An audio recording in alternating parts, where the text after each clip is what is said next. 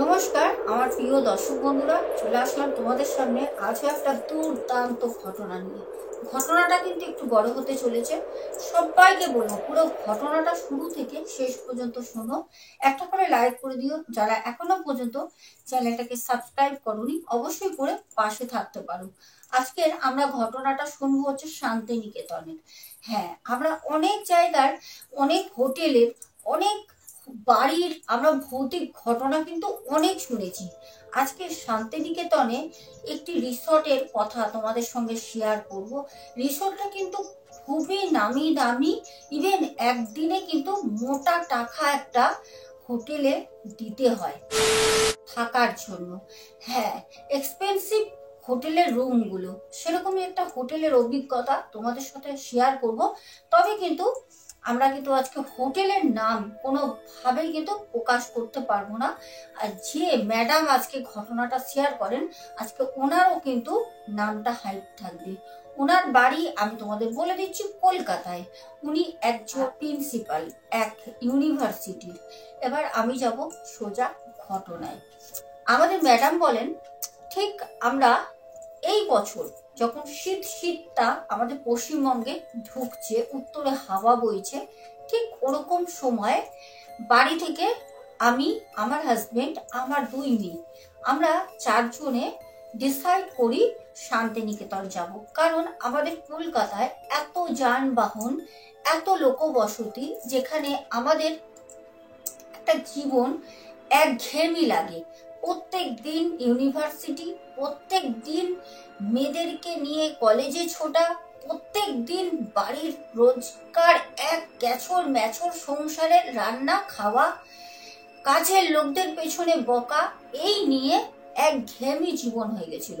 একটু ফ্রেশ হাওয়া, একটু শান্ত পরিবেশ, একটু সুন্দর নেচারের মধ্যে, চারপাশে সবুজ অরণ্য, এরকম জায়গায় যাওয়ার জন্য আমরা ঠিক করি সেটা হচ্ছে শান্তিনিকেতন। শান্তিনিকেতনের মতো এত পিসফুল প্লেস আমার মনে হয় অন্য কোনো জায়গায় হয় না। এতটাই শান্ত একটা পরিবেশ, শীতল মনোরম, চারপাশে সবুজ, আর এত ভালো ওখানে মানুষগুলোর বিহেভিয়ার লাগে। তো সেরকম ভাবেই প্রথম বছর না, প্রত্যেক বছরে একবার করে শান্তিনিকেতন ভিজিট করেন। সেরকম ভাবে 2 মেয়ে আর ওনার হাজবেন্ডকে নিয়ে আমাদের যে ম্যাডাম চলে যান সোজা শান্তিনিকেতন। তো সেখানে যাওয়ার পর শান্তিনিকেতনে ওই রিসোর্টটা একদম নতুন, জাস্ট সদ্য হয়েছে। ওখানে হোটেল ভাড়াটা কিন্তু প্রচন্ড হাই। যাই হোক, আমাদের ম্যাডাম উনি কিন্তু সেই রকমই একটি হোটেল নেন। কারণ ওই হোটেলের যে ব্যালকনি, যে মনোরম একটা সৌন্দর্য চারপাশে, সেটা অন্য হোটেলে কিন্তু পাওয়া যায় না। তো সেই হোটেলে ওনারা ওঠেন একদম সদ্য, কিন্তু হোটেলটা 7 মাস আগে রানিং হয়েছে। তো সেই হোটেলে ওনারা ঠিক দোতলায় একটি কোণের দিক দেখে, যাতে ওইখানেও গিয়ে ঠান্ডা নিস্তব্ধ একদম চুপচাপের মধ্যে যেন থাকতে পারেন, ম্যাডামের জন্য হোটেলের দোতলায় একদম কোণ দেখে 2টো রুম সিলেক্ট করেন। তো সেরকম ভাবে হোটেলগুলো, যে হোটেলের রুমস গুলো আছে, এতটাই পরিপাটি করে সুন্দর করে সাজানো। আর যেহেতু এই হোটেলের রেটটা অনেকটা এক্সপেন্সিভ, সেখানে সাধারণ মানুষের নাগালের বাইরে। তো সেখানে গিয়ে হোটেলটা মোটামুটি নিরিবিলি ফাঁকাই ছিল। আমাদের ম্যাডাম বলেন, আমরা প্রথম দিন সকাল 10টার মধ্যে চলে যাই শান্তিনিকেতনের সে হোটেলে। আমরা অনলাইনে সেই হোটেলটার বিষয়ে অনেক কিছু দেখি, রেটিংস গুলো কিরকম কি আছে, মানুষের যে রেসপন্স গুলো যারা গেছে সবকিছু দেখি। তাও আমরা কিন্তু ভাবলাম চোখের সামনে গিয়েই আমরা বুকিংটা করব। অনলাইন বুকিং করিনি, আমরা অফলাইন বুকিং করি। দেন আমরা হোটেলের রুমগুলো পছন্দ হয়, টাকা যাক, ওতে ম্যাডামের কোনো অসুবিধা নেই। ম্যাডাম বলেন, আমি ওখানে যখন যাই, যাওয়ার পর হোটেলের ভিতরে ঢুকলাম যখন, আমার না হঠাৎ জানি না কেন কোথাও গিয়ে আমার মাইন্ড খুব ঠান্ডা একটা অনুভব করছে, শীতলতা। তো সেই শীতলতা গায়ে লাগার না, সেটা হচ্ছে মস্তিষ্কের একটা ঠান্ডা শীতল মস্তিষ্কের মধ্যে আমি অনুভব করছি। কিন্তু কোথাও গিয়ে আমার শরীর আমার সাথ দিচ্ছে না। আমার শরীর কিন্তু হোটেলের একদম নিচ পর্যন্ত ভালো ছিল, কিন্তু আমি জানি না কেন যখন আমি হোটেলের রুমে ইন করি, তারপরে আমার অটোমেটিক্যালি শরীরটা না ভালো লাগছে না, কিরকম যেন হাত পাটা ঝিনঝিন ঝিনঝিন করতে শুরু করে। তো যাই হোক, আমি সেখানে গিয়ে কোনো কিছু ওই জিনিসটা গুরুত্ব না দিয়ে আমার দুই মেয়েকে আমি বললাম, তোমরা ফ্রেশ হয়ে নাও, আমরা জাস্ট 2 ঘন্টা পর আমরা লাঞ্চ কমপ্লিট করব। দেন আমরা 10টার মধ্যে ঢুকি, 12টা 12:30টার মধ্যে আমরা কিন্তু লাঞ্চ কমপ্লিট করি।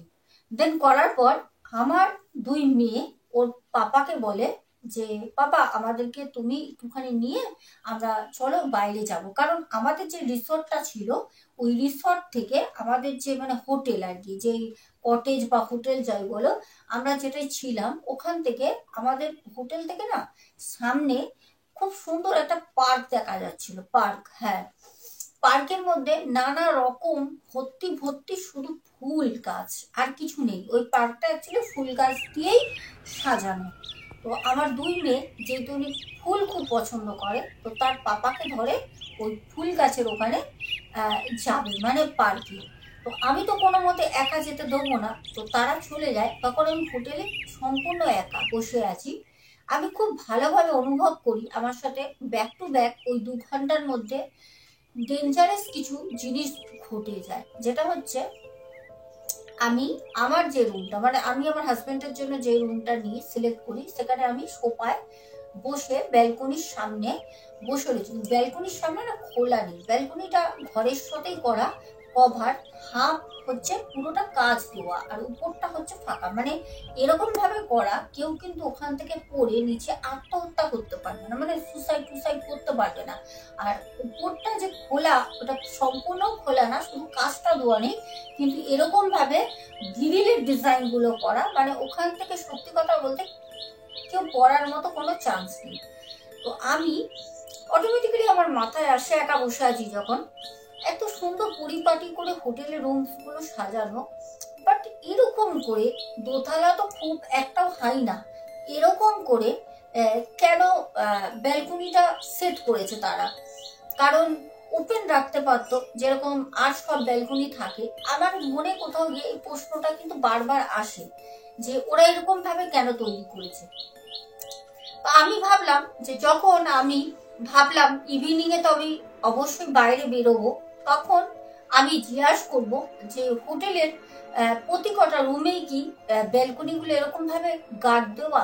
তো সেরকমই মনে মনে ভাবছি, হঠাৎ কোথাও গিয়ে ওই যে আমি রুমে ব্যালকনিতে বসে রয়েছি সোফার মধ্যে, কোনো রকম কিন্তু এরকম অভিজ্ঞতা আমার প্রথম, এটা হবারই না। আমি হট করে শুনলাম কাছের গ্লাস বা বাটি, কাছের কোনো জিনিস পড়ে ভাঙার শব্দ। আর এত জোরে শব্দটা হয়, যেহেতু আমি প্রথমেই বললাম একদম শান্ত পরিবেশ, কোনো রকম চিৎকার চেঁচামেচি কোনো সাউন্ড নেই, শুধু পাখির বাইরে কোলাহল ছাড়া। সেখানে গিয়ে ওই যে কাজ পড়ার শব্দটা কোথাও গিয়ে আমার মস্তিষ্কে অনেকটা এফেক্ট পড়ে। আমার না হট করে প্রচন্ড বুকটা ধরপড় ধরপড় করতে শুরু করে। তো তখন ওই সময় আমি কি করব, আমার হাজবেন্ডকে আমি ফোন করি, করে আমি বললাম যে তুমি তাড়াতাড়ি মেয়েদেরকে নিয়ে হোটেল রুমে এসো। আমাকে হাজবেন্ড জানতে চায় কি হয়েছে। আমি বললাম সেরকম কিছু না, দরকার আছে। তো কারণ আমি জানি না কেন আমার প্রচন্ড ভয় লাগছিল, কারণ আমি যে রুমের মধ্যে রয়েছি, রুমের মধ্যে কাছের গ্লাস বা কাছের বাটি কিছু কিন্তু ভাঙিনি, কিন্তু আমার ওই রুম থেকেই শব্দটা হয়, এটা কি করে পসিবল? আর এও না যে পাশাপাশি রুমে সাউন্ডটা হয়েছে, কারণ আমি কিন্তু একদম কোণের, প্রথমে বলেছি দোতলার একদম কোণের রুম আমি নিয়েছি, আর তার সাইডের রুম আমার দুই মেয়ের জন্য নিয়েছি। সেখানে গিয়ে আমার মেয়েরাও তো নেই, তাহলে এত জোরে কাচের শব্দ ভাঙার কি করে আসতে পারে? এটা তো স্বাভাবিক না। আর এটা না যে আমি বুঝেও না বোঝার ভান করব। আমার তো সেখানে গিয়ে সত্যি কথা বলতে বুকের ভিতরে কোথাও যে একটা ভয় কাজ করছে। আমি একজন প্রিন্সিপাল, আমি অনেক বই অনেক কিছু পড়াশোনা করি, আমার এইসব বিষয়ে অভিজ্ঞতা আছে, আমার নলেজ আছে কি থেকে কি ঘটতে পারে। তো যাই হোক, আমি কিন্তু হোটেলের রুম থেকে বেরোইনি, রুমের মধ্যে এসে আমি বেডের মধ্যে চুপ করে শুয়ে পড়ি, কারণ আমি ভাবলাম আমার হাজবেন্ড আসলে যখন নক করবে আমি তখন ডোরটা খুলে দেবো। শুয়ে রয়েছি, অদ্ভুত ভাবে আমি দেখছি কন্টিনিউ বাথরুমের গেটটা ভিতর দিয়ে কেউ আছে, মানে কন্টিনিউ বুঝতে পারছি আমার যে বাথরুমের গেটটা, বাথরুমে আমি বাইরে দিয়ে লক করে রেখেছি, সবাই করে রাখে, গেলে পরে বাথরুমের গেটটা তো ওপেন রাখে না, লক করে রাখে, আমিও লক করে রেখেছি, কিন্তু বাথরুমের গেট মনে হচ্ছে ভেতরে কারোর উপস্থিতি রয়েছে, সে কন্টিনিউ ওখান থেকে গেটটাকে মানে সজোরে হাত দিয়ে গেটের মধ্যে থাপড় মারছে। হ্যাঁ, মানে অযথা আমার ভয় পেয়ে আছে, আমার সারা মানে মাথা থেকে সারা শরীর থেকে সমানে আমার ঘাম বেরোচ্ছে। আমি কিন্তু বেডের মধ্যে শুয়ে, বাথরুম তো অ্যাটাচ, আমি শুয়ে কিন্তু আমি পরিষ্কার দেখছি যে বাথরুমের গেটটা অনবরত শব্দ করে কেঁপে কেঁপে কেঁপে কেঁপেই যাচ্ছে। আমি ভাবছি এগুলো হচ্ছে কি আমার সাথে। আমি যেহেতু এইসব বিষয় নিয়ে অনেক আগে থেকে, অনেক যখন আমার টিনেজ সময়, তখন থেকে আমি এইসব বিষয় নিয়ে খুবই ইন্টারেস্টেড ছিলাম। তো কোথাও গিয়ে আমি সেই জিনিসগুলো ফিল করছি, কারণ আমি যখন এই প্রফেশনে রয়েছি প্রিন্সিপাল, আমি তখন এই বইগুলো অবসর সময় আমি সময় না নষ্ট করে অনেক রকম এইসব প্যারানর্মাল অ্যাক্টিভিটিসের যে বইগুলো হয় এইসব বিষয় নিয়ে আমি অনেক কিছু পড়ি। তো সেখানে গিয়ে আমি বুঝতে পারছি এটা অযথা ভয় পাওয়ার কোনো লক্ষণ না, এটা ভয় পাওয়ারই বিষয়, কারণ এখানে এমন কোনো অদৃশ্য যার উপস্থিতি আছে আমি তাকে দেখতে পাচ্ছি না, এমন কোনো এন্টিটি তো এখানে অবশ্যই আছে। তখন আমি উঠে বসে আমি অনেকটা মনে জোর নিয়ে, অনেকটা নিজেকে ভিতর থেকে শক্ত করে আমি কথা বলার চেষ্টা করি। যেরকম তোমরা অনেকেই জেনে থাকবে, যেখানে প্যারানর্মাল অ্যাক্টিভিটিস হয় এমন কোনো জায়গায় প্যারানর্মাল এক্সপার্ট যারা আছেন তারা যখন যায়, ওখানে কিন্তু তারা গিয়ে তাদের কাছে বায়োমিটার থাকে, অনেক সময় মিটার ছাড়া, এখন তো এসব মিটার টিটার অনেক কিছু হয়েছে, দেন আগে তারা কিন্তু গিয়ে মানে সরাসরি যে নেগেটিভ আত্মাগুলো থাকে, এনার্জি, তাদের সাথে কিন্তু কথোপকথন করার জন্য তারা কিন্তু বলতো যে এখানে কে আছো, এরকম আমাদের কোনো ক্ষতি না করে, কোনো আঘাত না করে তোমরা তোমাদের উপস্থিতি বোঝাও। ঠিক আমিও সেই কাজটা হোটেলের বেডে বসে করছি। ওই মুহূর্তে আমি বলছি, অনেক মানে প্রথমে কাঁপা কাঁপা গলায় অনেক কষ্ট করে জোর করে ঠেলে আওয়াজটা বের করি। আমি বলি যে এখানে কে আছো ভাই, আমাকে কেন একা পেয়ে ভয় দেখাচ্ছ? আমি তো তোমার কোনো ক্ষতি করিনি, এটা তো ব্যবসার জন্য একটা হোটেল সামান্য তৈরি করা, পর্যটকরা আসবে বলে, আমি তো কেবলমাত্র দুদিনের জন্য এসেছি, তুমি আমায় কেন ভয় দেখাচ্ছ? তোমার সাথে কি ঘটেছে? যদি কোনো নেগেটিভ আত্মা, যদি কোনো মহিলা হয়ে থাকো, তাহলে আমার সাথে তুমি কথোপকথন করতে পারো, যদি তোমার সেই ক্ষমতা থাকে। আমি এই কথাটা ওখানে থ্রো করি। দেন 2-3 মিনিটের জন্য পুরো ঘরটা না শান্ত হয়ে গেল। এর মতো আমি ভাবছি কখন আমার হাজবেন্ড চলে আসবে, কিন্তু আমার হাজবেন্ডের কোনো নাম গন্ধ নেই আসার। আমি জানি না কেন এত দেরি করছিল, হয়তো সেদিন আমার নিয়তি ছিল ওইটা। তো আমি তখন শান্ত হয়ে গেছে সবকিছু দেখে, ভাবলাম হয়তো কোনো কিছু ছিল, সে আমার কথা শুনে সরে গেছে। আমি 2-3 মিনিট পর দেয়ালের মধ্যে হেলান দিয়ে একটা বালিশ নিয়ে বসে হাজবেন্ডকে আবার দ্বিতীয়বার ফোন করার জন্য ফোনটা হাতে নিয়ে ফোনের লকটা খুলি। দেন ঠিক ওই মুহূর্তে দেখলাম আমার যে হোটেলের রুমের লাইটগুলো অনবরত অফ অন করতে শুরু করলো। আমি ভালো করে বুঝতে পারলাম যে হ্যাঁ, এখানে কারোর উপস্থিতি আছে, সে মহিলা, কারণ কিছুক্ষণ আগে তাকে আমি অনেকগুলো কোশ্চেন করে ছেড়ে দিয়েছিলাম, সে পুরো পরিবেশটা শান্ত করে দেয়, তারপর তার উপস্থিতি সে বোঝায়। তখন আমি পুনরায় আবার চেষ্টা করি, আবার জিজ্ঞাসা করি আপনার বয়স কত। আমি মিনিমাম একটা ওনাকে বয়স দিই যে 15 থেকে 30 বা 30-এর উপরে 60, এরকম বয়সের মধ্যে আপনি যদি হন, তাহলে আমার যে হোটেলের রুমে একদম সোজাসুজি যেখানে আমি বসে রয়েছি, ওখান থেকে সোজাসুজি একটি টি টেবিল রাখা রয়েছে, টি টেবিলের মধ্যে একটি ফুলদানি রাখা রয়েছে, প্লাস্টিকের ফুল আছে।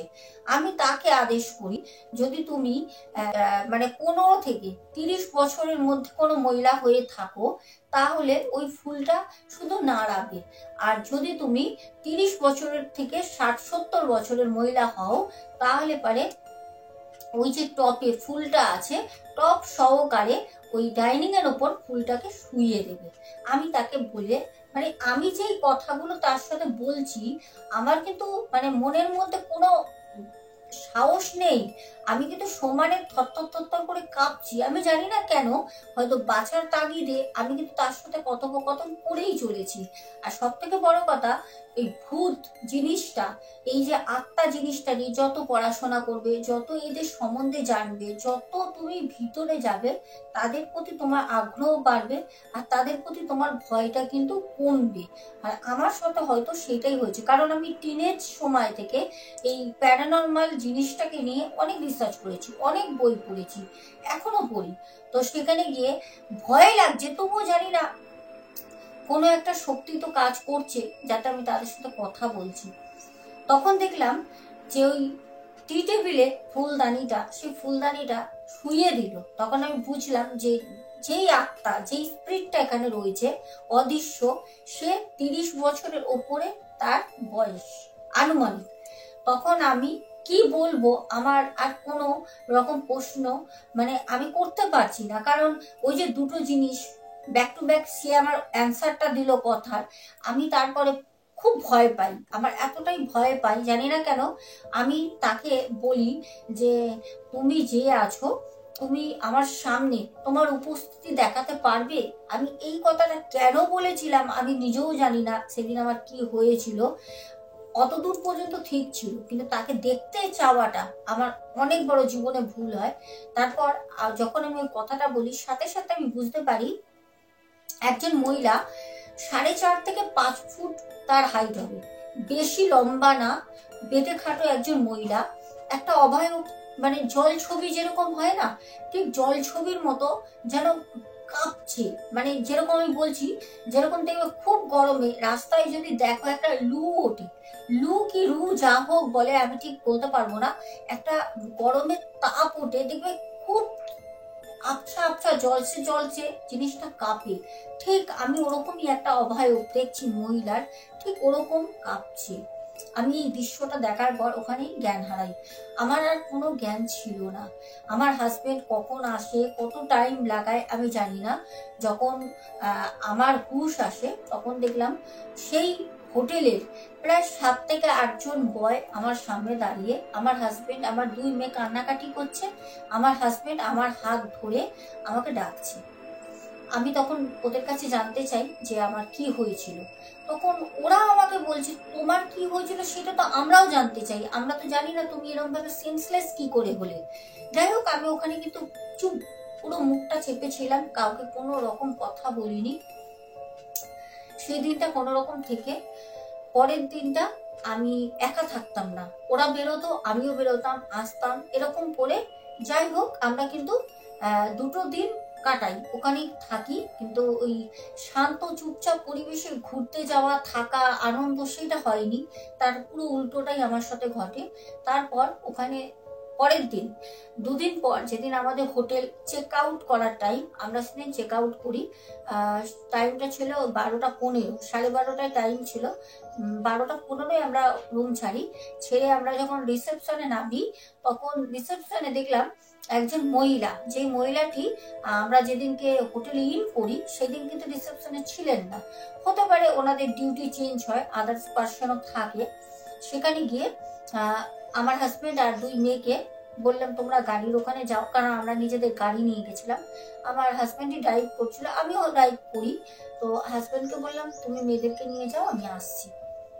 তারা যখন চলে যায়, তো আমি সেই হোটেলের যে রিসেপশনের যে লেডি ছিলেন, ওনাকে আমি খুব আস্তে গলায় জিজ্ঞাসা করলাম যে আপনাদের হোটেলটা কদিন হয়েছে ওপেনিং হয়েছে? তো তখন উনি বললেন যে ম্যাডাম 7 মাস। আমি বললাম 7 মাসের মধ্যে একটা বড় দাগ ফেলে বসে আছেন তো হোটেলে। উনি এই কথাটা শোনা মাত্র, বিশ্বাস করবে না, ওনার মুখটা না পুরো ঝুল হয়ে গেল, শুকিয়ে কালো হয়ে, উনি না চোখে চোখ আমার মেলাতে পারছে না, উনি আই কন্ট্যাক্ট করতে পারছে না। জাস্ট নিচে একটা ডায়েরি রয়েছে ওনার হাতের সামনে, ওই দিকে এরকম ভাবে চোখটা নামিয়ে রয়েছে। আমি ওনাকে বললাম তাকান আমার দিকে, আপনাদের দোতলার যে রুমটা আমরা ছিলাম, রুম নাম্বারটা বলি, এখানে আমি নিলাম না। যখন বললাম যে ওই রুমের মধ্যে আপনাদের কি আছে এমন, ওর জন্য কি আপনাদের বেলকনিটা? তখন বলছে ম্যাডাম, সমানে মহিলাটি সাথে সাথে হাত তুলে দিল। সমানে মহিলাটি সাথে সাথে দু হাত জোর করে মাথা নিচু করে বললো, ম্যাডাম আমার কাজটা চলে যাবে, আপনি প্লিজ আর কিছু জিজ্ঞাসা করবেন না। আমি ওনাকে খুব আস্তে করে কানের কাছে গিয়ে বললাম, আপনি আমাকে আস্তে আস্তে বলতে পারেন, হোটেলের বয়দের বলবেন আপনি আমার সাথে আগেই পরিচিত, বান্ধবী হন। বললো, না ম্যাডাম আমার চাকরিটা চলে যাবে, আপনি আমার নাম্বারটা নিয়ে যান, যদি কোনো সময় ফোন করেন আমি আপনাকে ডিটেলসে জানিয়ে দেবো। তো আমি সেখান থেকে খুব ভালোভাবে হেসে তাদের সাথে খুব ভালো ব্যবহার করে বেরিয়ে চলে আসি। তারপর আসার 1 সপ্তাহ আমি খুব ভুগি বলতে কিরকম, আমার প্রচন্ড জ্বর আসতো হঠাৎ হঠাৎ, মানে হঠাৎ করে জ্বর আসলো, হঠাৎ করে চলে গেল। এই ভাবছি, প্ল্যানিং করছি ডাক্তারের কাছে যাব, একটু ব্লাড রিপোর্ট করব, ওরকম কোনো সিচুয়েশনে যেতেই দিচ্ছে না, আবার জ্বর চলে যাচ্ছে। এরকম হতে হতে লাস্টে আমি বললাম, না একবার ফোন করি। যখন ওই মেয়েটিকে ফোন করি রিসেপশনে, তখন জানতে পারি যখন এই হোটেলটা একদম সদ্য সদ্য, প্রথমেই বললাম 7 মাস ওপেনিং হয়, হোটেলটা যখন তৈরি হচ্ছিল তখন হোটেলে ওখানে কিছু আদিবাসী ছেলে মেয়ে তারা ওই হোটেলে কাজ করছিল। এবার ওই কাজ করার ফলে অনেক দিন ধরে হোটেলটা তৈরি হচ্ছিল, প্রায় 7-8 মাস 1 বছর ধরে হোটেলটাই তৈরি হচ্ছিল আগে। তো যখন তারা কাজ করছিল, ওদের মধ্যে 2জন এরকম কেউ ছিল যারা দুজন দুজনকে ভালোবাসতো আগে থেকেই। তো তারা দুজন, ওই আদিবাসী ছেলেটি মেয়েটি, ওখানে কাজ করতে করতে তাদের মধ্যে এমন কিছু হয় যেটা ভুল বোঝাবুঝি হতে পারে, বা কোনো প্রেমজনিত দুজনের মাঝখানে আরেকজন তৃতীয় ব্যক্তি আসা, যাই হোক কোনো কারণে ওখান থেকে ওই যে আদিবাসী মেয়েটি ওই দোতলা থেকে ঝাঁপ দিয়েছিল। তখন কিন্তু ওই হোটেলটা পুরো কমপ্লিট হয়নি, আনকমপ্লিট ছিল। তখন ঝাঁপ দিয়ে ওই মেয়েটি ওখান থেকে আত্মহত্যা করে। আর ওই হোটেলে যাকে আমি ডেকেছিলাম, ওই 4.5-5 ফুট হাইটের একটি বেটিখাটো মেয়ের অভায়ক, সেটা ছিল সেই আদিবাসী মেয়েটা। এটাই ছিল আমাদের শান্তিনিকেতনের একটা শান্ত পরিবেশে গিয়ে শান্ত ভালো জীবনযাপন 2 দিনের জন্য কাটানোর অভিজ্ঞতা। দর্শক বন্ধু, তোমাদের কেমন লাগলো অবশ্যই বলো। আর হ্যাঁ, আমাদের স্ক্রিনে যে নাম্বারটি যাচ্ছে, তোমরা অনেকেই আমাকে ফোন করছো, তোমাদের বারবার করে আমি বলছি তোমরা কেউ ফোন করো না। আর ফোন করতে না করছি কারণ এই জন্য, আমি কিন্তু ফোনের সামনে সবসময় থাকি না, হয়তো ফোন রিসিভ করতে পারবো না, তোমাদের মনে কোনো রকম একটা নেগেটিভ ভুলভাল চিন্তাধারা আসতে পারে, সেরকম কিছু না। তোমরা যারা আমার সাথে কথা বলতে চাইছো, ঘটনা শেয়ার করতে চাইছো, অথচ তোমরা পারছো না, আমি তোমাদের বলবো তোমরা ডিএম করো। যারা আমার সাথে ফোনে কথা বলতে চাইছো, হাই লিখে তোমাদের কথাটা আমাকে জানাও, তোমাদের মনের কথা। আমি অবশ্যই তোমাদের সাথে নিজে থেকে কল করব সময় করে।